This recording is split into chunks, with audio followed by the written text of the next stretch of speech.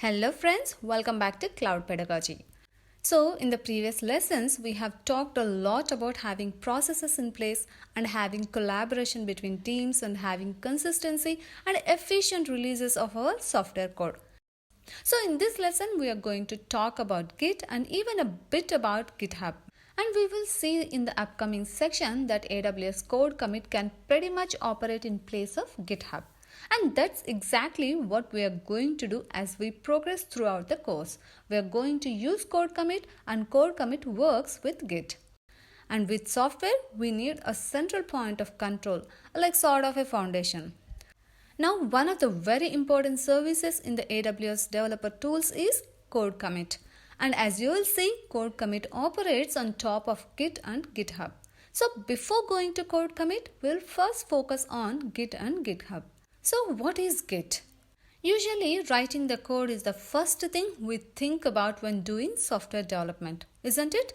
When you join a project, no matter if it is a brand new one or something running for a while, the goal is usually the same. Project managers want to add features to the code, and developers want to get those features in front of users, like in a quick, secure, and reliable way.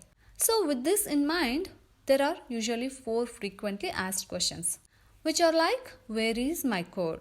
Where should I be committing my updates? How often should I be committing and integrating? And when do changes get deployed for end users? These questions that are up to the team to come with conventions to answer. So the answers vary case by case depending on their needs. I say that ultimately because your requirements or your team's culture may be different. As part of this course, we will take one approach to answer them, which could give you ideas and best practices in order to figure out the answers in your own scenario.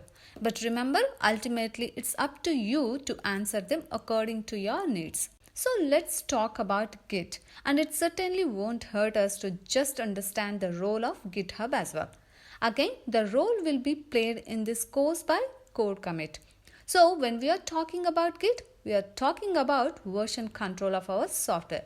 So it's going to help our software team manage changes to source code over time.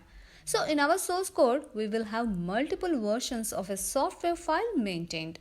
And if an error exists in a current version, we can roll back to a previous version, and that rollback ability is certainly important. But of course, we need to move forward as well. So as we make changes to our code, we save those changes as new versions of our software files.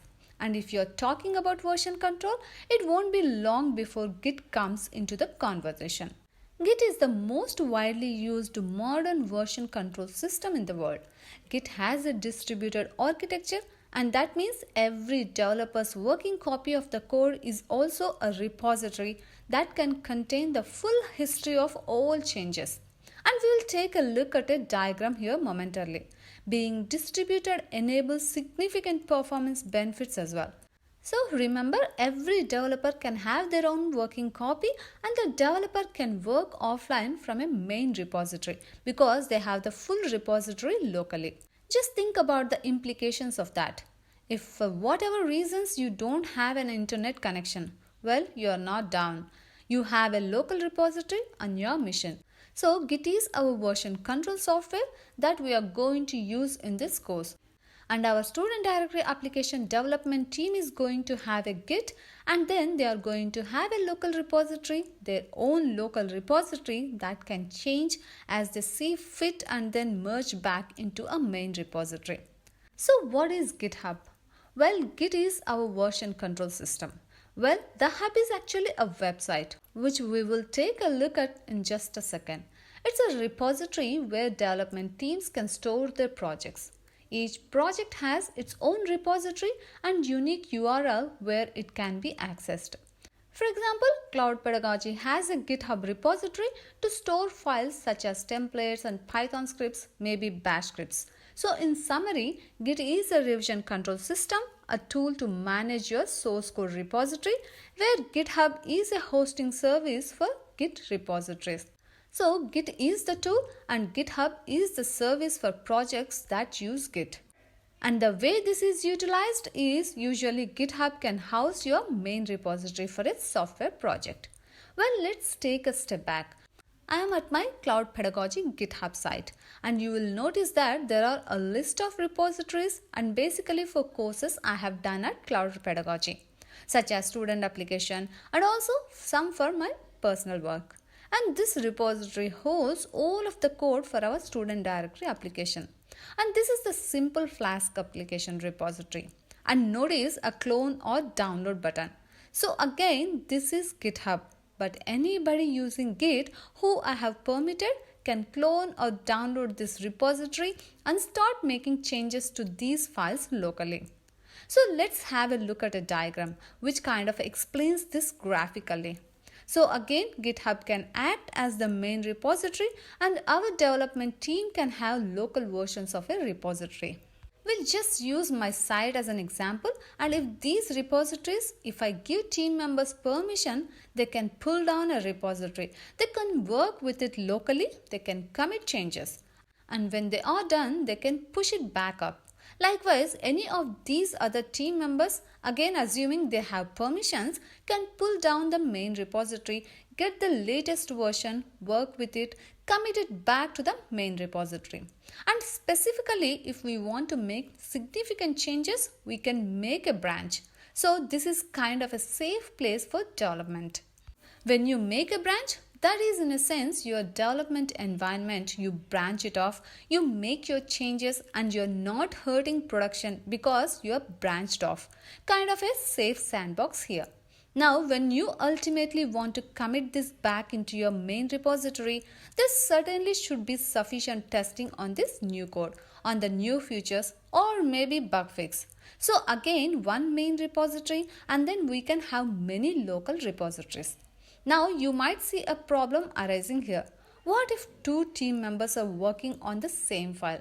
Well, we are going to have to merge those changes back to the main repository. And I'm not going to get too in depth with that because we'll certainly get in depth with that part in the upcoming section on code commit. But a simplified explanation is that, again, let's say these two developers are working on the same file. So which version is going to be kept or which changes are going to be kept? So that's where we have to go through a merge process.